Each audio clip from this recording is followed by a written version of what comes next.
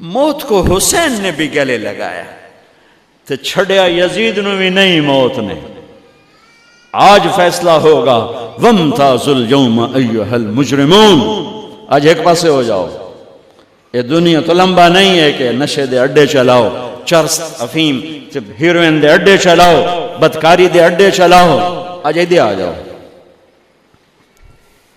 ہاں میں یہ کہا کرتا ہوں، چھری چلی اسماعیل پر، اللہ نے نکال لیا.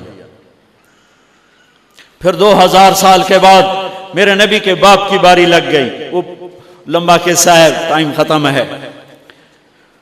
چھری چلنے لگی میرے نبی کے والد عبداللہ پر، اللہ نے نکال لیا. 100 اونٹ ذبح کروائے اور ان کو نکال لیا. لیکن چھری نے چلنا ضرور تھا. اس لیے کہ زمین کو پانی نہ ملے تو وہ سرسبز نہیں ہوتی. میرے نبی کے گلشن کو پانی کی ضرورت ہے اور تھی اور رہے گی. تو میرے نبی نے اپنی اولاد کا خون پیش کیا، اپنے صحابہ کا خون پیش کیا، اپنا خون پیش کیا. احد کی وادی میں آپ خون و خون ہو گئے، دانت ٹوٹ گئے، چہرہ خون آلود ہو گیا. اسماعیل چھری کے نیچے سے نکال لیے گئے، حضرت عبداللہ چھری کے نیچے سے نکال لیے گئے. جب میرے نبی کے نواسے کی باری آئی تو چھری کو چلنے کا حکم.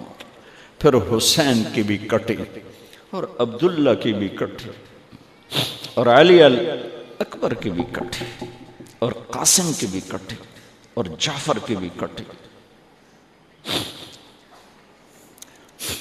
عون کی بھی کٹے، عبداللہ کی بھی کٹے. سارے آل رسول کے نام بتا رہا ہوں جو کربلا میں شہید ہوئے.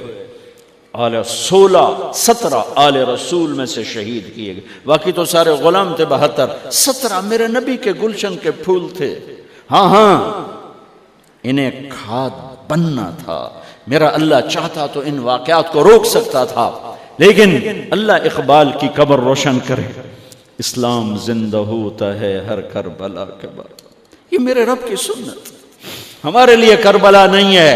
ہمارے لیے کربلا کیا ہے؟ جھوٹ چھوڑو، زنا چھوڑو، شراب چھوڑو، جوا چھوڑو، سود چھوڑو، ظلم چھوڑو، ذاتی چھوڑو، الزام تراشی چھوڑو، ماں باپ کی نافرمانی چھوڑو، بیویوں پہ ظلم چھوڑو، لوگوں کے حق مارنا چھوڑو، لوگوں کو بے عزت کرنا چھوڑو، جھوٹے مقدمے چھوڑو، جھوٹی گواہیاں چھوڑو.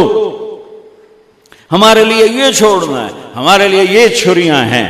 چلاؤ چھری اپنے جذبات پر، احساسات پر، ان غلط خیالات پر جو کل کو اللہ اس کے رسول کی بارگاہ میں ہمیں شرمندہ کر دیں گے، ہم آنکھ نہ اٹھا سکیں. اس لیے تو اقبال نے کہا تھا از نگاہ مصطفیٰ پنہاں بگیر. میرا مولا اول تو میرا حساب لمے نہیں، جے لینا ہی تو میرے نبی تو او لے کر کے لمی. میرے نبی نو میرے گناہ میں دا پتہ نہ لگی.